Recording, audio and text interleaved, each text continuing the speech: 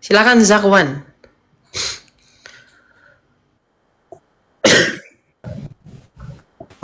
Pandangan eh, kakak tentang klaim bahwa beberapa bagian dari kitab sucinya kakak itu mungkin sudah diubah atau dipengaruhi oleh para penyalin atau para penerjemah sepanjang sejarah. Ini karena kan kita sebentar, karena mungkin karena panjangnya zaman, seiring zaman kan itu berubah-ubah ya. Mungkin bisa kasih pandangan kritis dong. Ya, Terima kasih sudah diizinkan naik. oke. Saya langsung keluar kak ya. Saya dengar langsung dengar aja Enggak usah, atau enggak usah gimana? keluar. Enggak usah keluar. Enggak apa-apa, di atas saja. Nanti saya Oh akan gitu. kamu apa? eh, bantu kamu memahami ya. Oke. Bagaimana menjawab klaim bahwa Alkitab sudah berubah-ubah? Nah, sekarang saya tanya kamu punya data nggak? Atau dasar yang melatar belakangi kamu berkata bahwa Alkitab sudah diubah-ubah? Itu dulu. Ate, sebelumnya saya tanya balik dulu. Pandangan Anda tentang klaimnya aja, bukan pandangan saya. Jadi gimana menurut kakaknya Berarti pandangan? berarti kamu tidak membuat hipotesis ya. Kamu hanya Iya, mempertanyakan. saya kan, iya, saya menganggap ini kita akan saya Oke, saya menganggap ngerti, saya saya ngerti. mas, iya ya. Ya, saya ngerti. Ya. Nah, bagaimana pandangan saya tentang klaim orang-orang di luar kekristenan yang mengatakan bahwa Alkitab telah diubah-ubah? Yang pertama, mereka menafikan kelengkapan Alkitab. Ya, tidak ada kitab suci di dunia yang bisa menandingi Alkitab. Perihal manuskripnya dan salinan-salinannya yang tertua. Jadi kalau diuji secara metodologi saintis, Alkitab itu tetap paling unggul. Kami punya 60.000 salinan. Ya. Kalau saya bandingkan misalnya dengan punya kamu, Zakwan, itu cuma punya 2 lembar. Kalau saya bandingkan ya, kamu kitab suci mau hanya punya 2 lembar saja. Kitab suci kami 60.000. Ya, jadi berbeda. Itu yang pertama. Yang kedua, mute dulu. Ya. Yang kedua, Kak, bentar. Mohon maaf, saya nge-lag banget kak. Keluar aja dulu nanti saya masuk lagi. oke. Ya. Saya Nah, yang kedua, kanonisasi Alkitab. Alkitab itu tulisan-tulisan para rasul yang sudah dikumpulkan dan dikirimkan masing-masing kepada jemaat dan ditulis secara utuh sehingga menjadi Alkitab, dikanonkan oleh gereja itu di akhir abad ketiga, ya, 400 tahun sebelum kelahiran agama lain. Jadi kalau ada orang mengatakan bahwa Alkitab, apa yang membuat Alkitab kita ini, bagaimana menanggapi klaim yang mengatakan Alkitab diubah-ubah? Sekarang saya tanya, dasarnya itu apa dulu? Sehingga kita bisa mengkritisi bahwa Alkitab itu diubah-ubah. Oh, ini di terjemahan ini bunyinya begini. Oh, ini di terjemahan ini bunyinya begini. Itu terjemahan. Naskah aslinya tetap sama. Dalam bahasa Yunani. Tidak berubah. Naskah Bizantin misalnya, ya, Textus Receptus, ya, meskipun Textus Receptus abad ke-15 tapi diyakini sebagai received text, ya.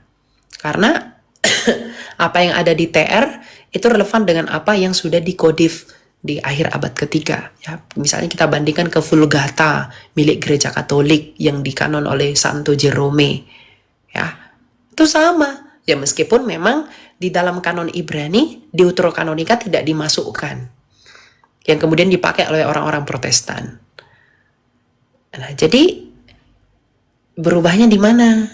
Yang mendasar itu apa? Sampai sekarang kita masih punya salinan-salinan itu.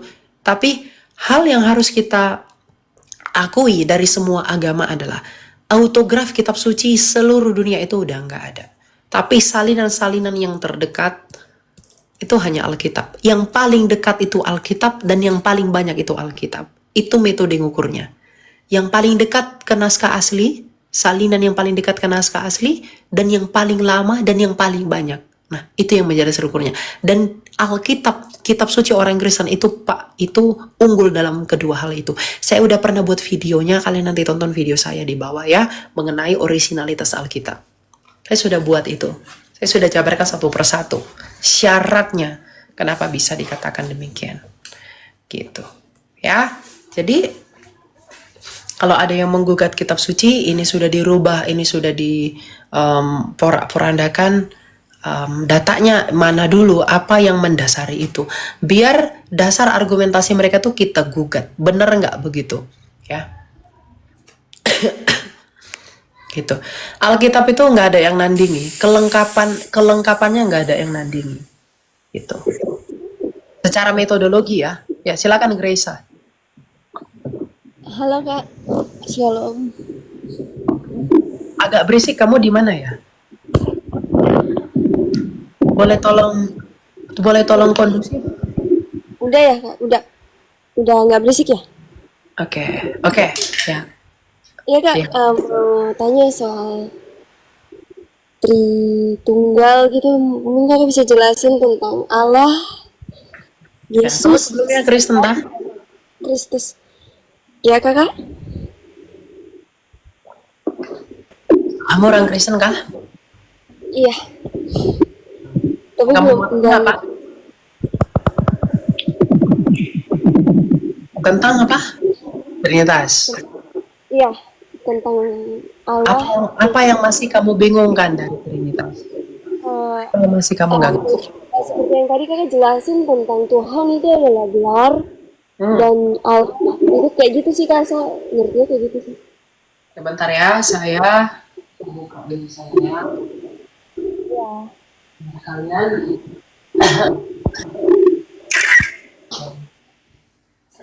saya buat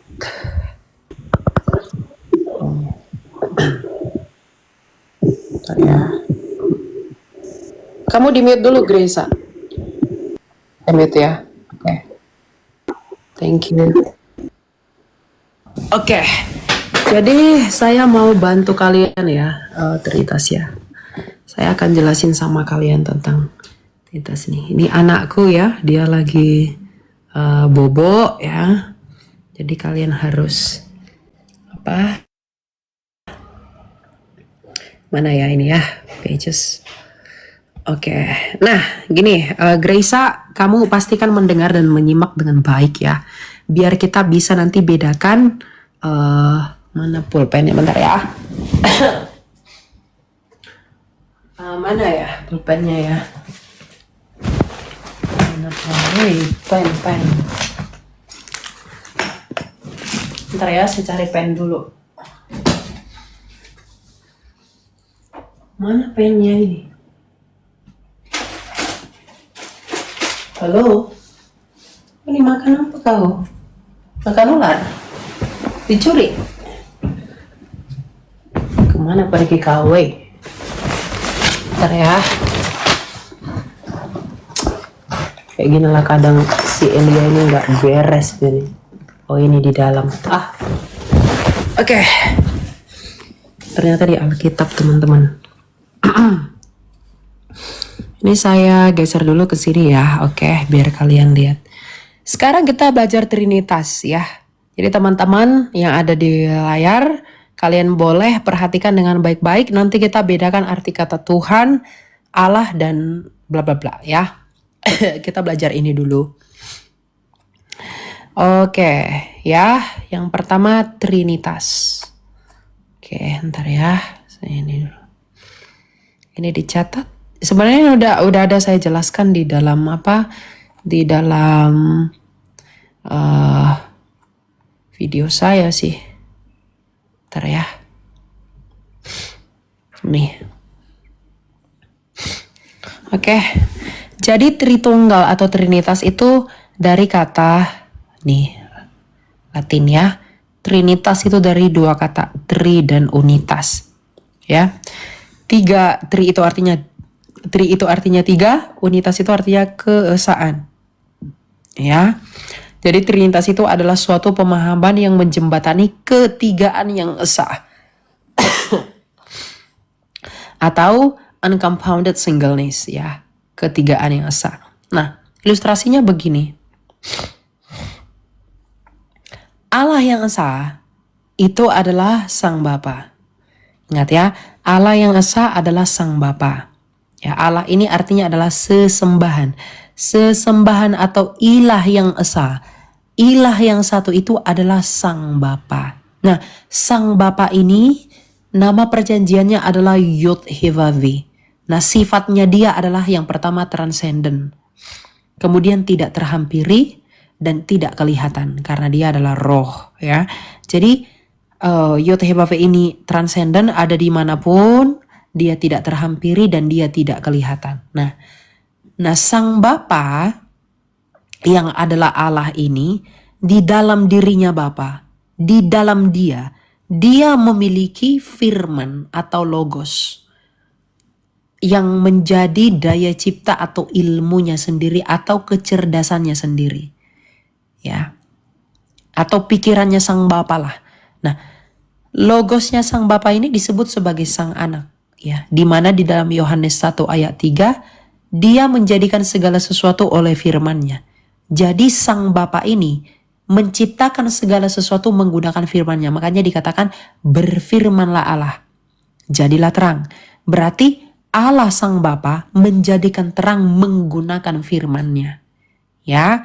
Nah, selain memiliki firman, Sang Bapa ini juga memiliki roh yang adalah hayatnya atau prinsip hidupnya yang olehnya segala sesuatu dihidupi.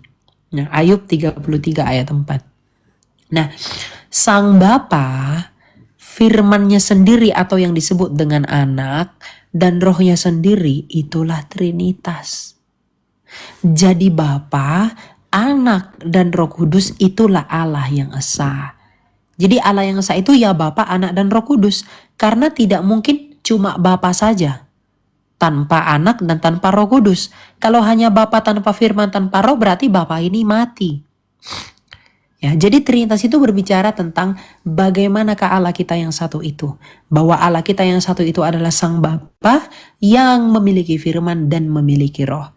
Jadi Trinitas ini sekaligus juga berbicara tentang Allah yang hidup, Allah yang mampu mencipta dengan berfirman, dan Allah yang bisa menghidupi melalui nafasnya. Jadi ini Trinitas. Ya. Nah, mengenai Allah Tuhan dan lain-lain ya. Begini. Nah, mengenai Yesus saya jawab dulu ya.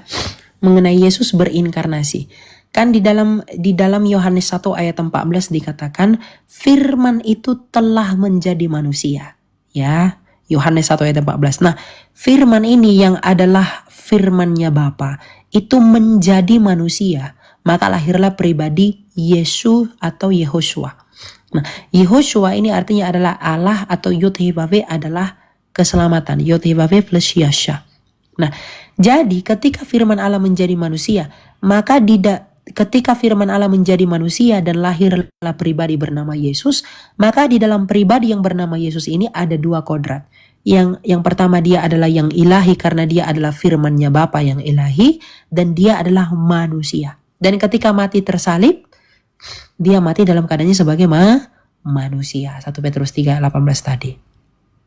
Ya, sama seperti orang. Kalau orang lain firman-Nya menjadi buku. Kalau kita firman kita menjadi manusia. Ya. Kalau iman lain firman Allah jadi buku. Kalau kita iman kita firman menjadi manusia.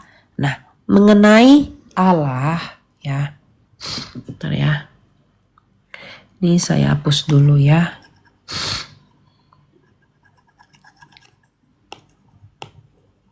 Ya, ini saya bantu. Ya, mengenai Allah Tuhan dan Yod-Heh-Vav, inilah tetragrammaton, inilah saya buat ya nama. Ya. Ini sinonim dengan pengertian begini. Kamu manusia,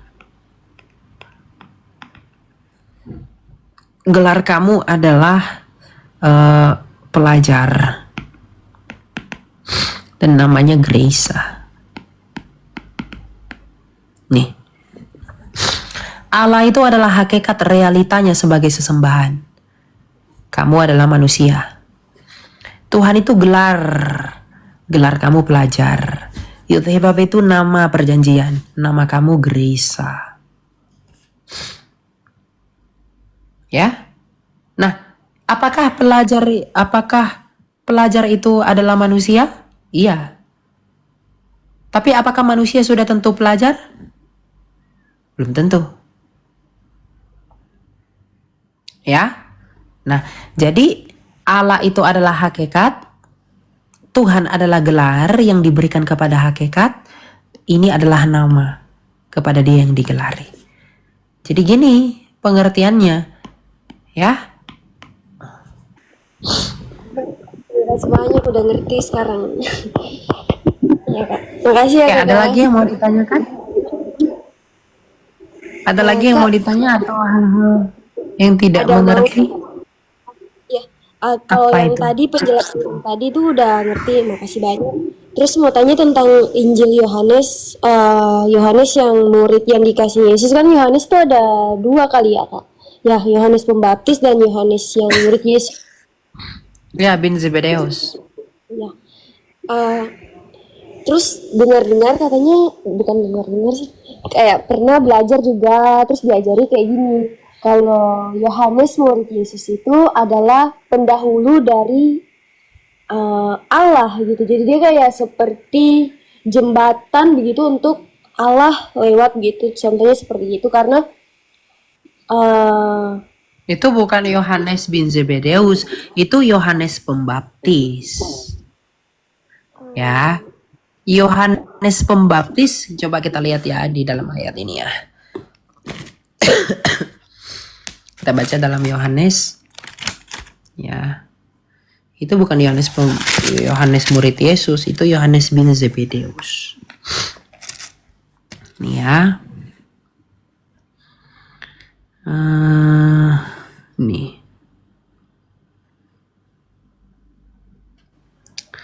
Bentar ya, saya cari. Nih. Nah, kesaksian Yohanes tentang dirinya. Inilah kesaksian Yohanes ketika para pemuka Yahudi dari Yerusalem mengutus beberapa imam dan orang-orang Lewi kepadanya untuk menanyakan siapa dia. Siapakah engkau? Ia mengaku dan berterus terang, katanya, aku bukan Mesias, kata Yohanes. Lalu mereka bertanya kepadanya, kalau begitu siapa? Apakah engkau Elia? Yohanes menjawab, bukan. Engkaukah nabi yang akan datang? Yohanes menjawab, bukan. Karena itu kata mereka kepadanya, siapakah engkau? Sebab kami harus memberi jawab kepada mereka yang mengutus kami. Apakah katamu tentang dirimu sendiri? Jawabnya, akulah suara orang yang berseru-seru di padang gurun. Luruskanlah jalan Tuhan seperti yang telah dikatakan Nabi Yesaya. Di antara orang-orang diutus itu ada beberapa orang Farisi. Mereka bertanya kepadanya, kalau demikian mengapa engkau membaptis jikalau engkau bukan Mesias, bukan Elia dan bukan Nabi yang akan datang? Yohanes menjawab mereka, aku membaptis dengan air, namun di tengah-tengah kamu berdiri dia yang tidak kamu kenal, yaitu dia yang datang sesudah aku, membuka tali kasutnya pun aku tidak layak. Hal itu terjadi di Betania, di seberang sungai Yordan, tempat Yohanes membaptis. Jadi yang mendahului Yesus itu adalah Yohanes Pembaptis. Tujuannya apa? Supaya ia dinyatakan kepada Israel. Yang dinubuatkan Yesaya itu ya Yohanes. Gitu. oke Kak, makasih udah ngerti sekarang. Terima kasih Kak. Ya. Oke. Ya, Kak. Ya. Jadi itu bukan apa ya? Bukan Yohanes Pembaptis, karena Yohanes Pembaptis udah metong, dia sudah dipenggal kepalanya oleh siapa?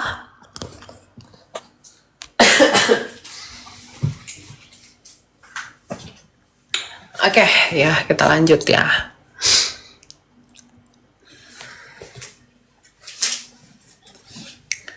Saya tidak lama teman-teman ya, jadi saya sendiri dulu lah.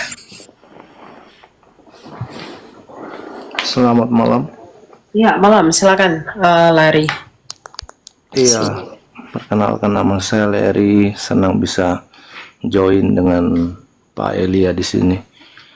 Saya Kristen juga, ingin sedikit bertanya juga untuk mengenai Trinitas yang tadi penjabarannya di screen saya lihat, Allah, Tuhan sebagai gelar dan namanya di bawah tadi ya, YHWH. Itu kalau menurut pemikiran saya yang saya tangkap,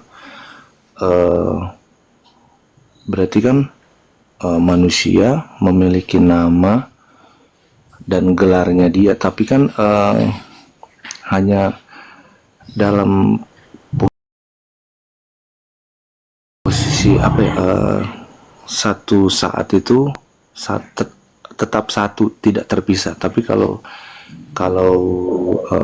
Bapa, Putra dan Roh Kudus ini kan tempatnya juga mereka berbeda kan. Enggak? Siapa bilang? Maksudnya ketika Yesus di bumi lebih kurang 2000 tahun yang lalu gitu kan, sebagai manusia, Bapa di surga seperti itu kan. Jadi maksudnya saya pengertiannya gimana ya, supaya lebih jelas. Karena gini, kamu memandang ide ilahi itu berbeda. Misalnya begini, apa ya saya katakan ya, sisir ini sebelum saya jadikan menjadi barang, ini adalah idenya saya, pikiran saya. Ya, ini di dalam pikiran saya, di dalam saya. Saya udah rancang sisir itu bentuknya begini-begini. Nah, itu ide saya. Nah, ketika ide itu menjadi saya aktualisasikan menjadi barang. Ide saya, rancangan saya mengenai sisir itu. Ide saya menjadi sisir. Apakah saya kehilangan ide saya di kepala saya? Enggak. Jadi ketika Yesus yang adalah firman Allah menjadi manusia, dia tidak kehilangan idenya di dalam dia. Oh, tetap, iya. Tetap. Jadi Allah itu nggak bisu. Iya. Gitu loh. Lagi pula, firmannya Allah dan rohnya Allah itu hidup. Karena Allah itu hidup. Bukan seperti kita. Roh kita, tubuh kita nggak hidup.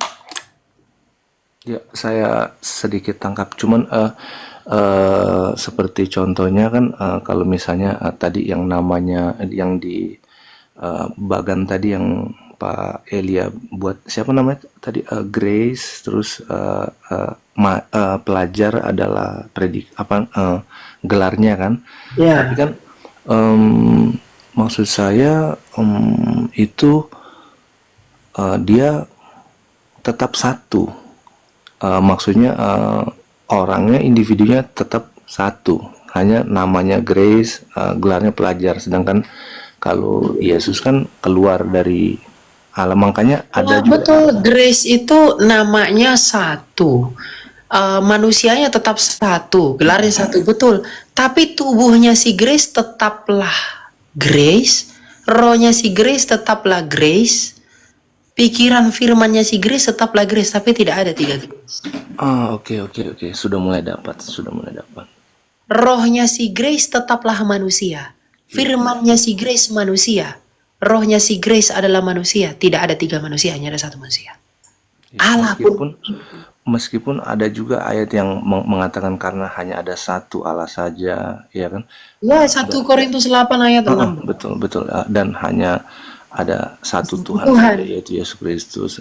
Jadi menunjukkan memang pribadinya berbeda, tetapi mereka satu hakikat, seperti itu ya. Lebih tepatnya itu hypostasisnya berbeda, karena itu hidup. Jadi hidupnya Sang Bapa, hayatnya itu melekat juga di dalam firman-Nya dan rohnya. Itu loh. Jadi itu yang membedakan kita dengan Allah. Karena memang Yesus lah yang menyatakan Allah itu di dalam dirinya dia, seperti itu. Sama seperti kamu. Aku nggak lihat wajah bentuk badanmu seperti apa, tapi firmanmu, pikiranmu yang menjadi suara di telinga saya, itulah yang menyatakan siapa kamu sehingga saya kenal kamu. Maka Allah pun yang tidak kelihatan itu, firman-Nya menjadi manusia agar manusia kenal Dia. Itu loh. Iya, iya. Ya. Lalu satu pertanyaan lagi, karena Allah itu kan roh. Apa yang membedakan, dalam artian bukan beda, kita tahu bahwa itu adalah satu hakikat, tapi apa yang sama seperti ayat yang bilang hanya ada satu Allah saja dan hanya ada satu Tuhan saja, dua meskipun tetap satu. Nah, apa yang membedakan Allah itu roh dengan Roh Kudus? Roh Kudus itu adalah nafasnya Allah. Roh Kudus itu adalah rohnya Allah yang adalah nafasnya Allah. Kalau Allah itu roh, itu merujuk kepada hakikatnya yang tidak berwujud dan transenden. Jadi Allah itu roh, merujuk kepada Dia yang ada di mana saja, sifatnya. Tapi roh Allah atau Roh Kudus merujuk kepada hidupnya dan nafasnya yang menghidupi. Ayub 33 ayat 4. Iya, iya. Karena tahu kan, saya pernah juga didatangi oleh seperti saksi-saksi Yehova seperti itu kan, mereka which is percaya bahwa Roh Kudus hanya tenaga tenaga Allah saja kan, bukan pribadi seperti itu. Makanya Ya, kita sebagai orang Kristen juga harus memiliki pemahaman yang tepat juga gitu loh untuk mengcounternya seperti itu. ya. Jadi harus dibedakan Allah itu roh dan roh Allah. Kan itu beda. Allah itu roh dan rohnya Allah. Masa roh punya roh begitu ya kadang ya. Iya, iya, iya, iya. Jadi Allah itu roh merujuk kepada Dia yang memenuhi segala sesuatu dan yang tidak kelihatan. Ya, tetapi roh Allah merujuk kepada hidupnya Dia yang tidak kelihatan itu. Nafasnya, makanya Ayub 33 ayat 4 dikatakan, nafas Allah yang menjadikan aku. Veruah hakodesh. Nah, itu yang menghidupi kita. Makanya dikatakan Roh Kudus sang pemberi hidup. Berarti apakah itu terkait dengan kisah penciptaan manusia ketika Betul, Allah betul. menghembuskan itu ya? Kejadian 1 ayat 1 sampai 3. Pada mulanya Allah menciptakan langit dan bumi. Yang kedua itu roh Allah melayang-layang. Kamu tahu nggak roh Allah itu melayang-layang untuk apa? Mencengkerami semesta untuk menghidupinya. Nah, ayat 3 berfirmanlah Allah, itu ada firman Allah. Jadi ada Allah, ada roh Allah di ayat 2, ada firman Allah di ayat 3. Itu udah Trinitas itu. Ya. Semua orang Yahudi bebal, nggak mau terima. Itu.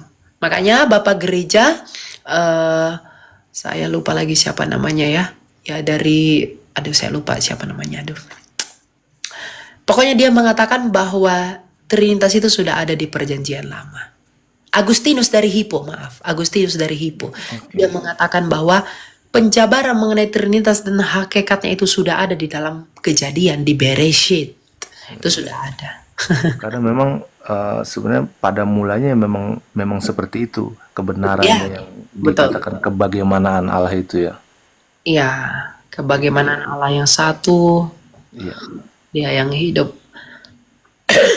Oke, saya rasa sudah jelas. Terima kasih banyak Pak Elia. Oke.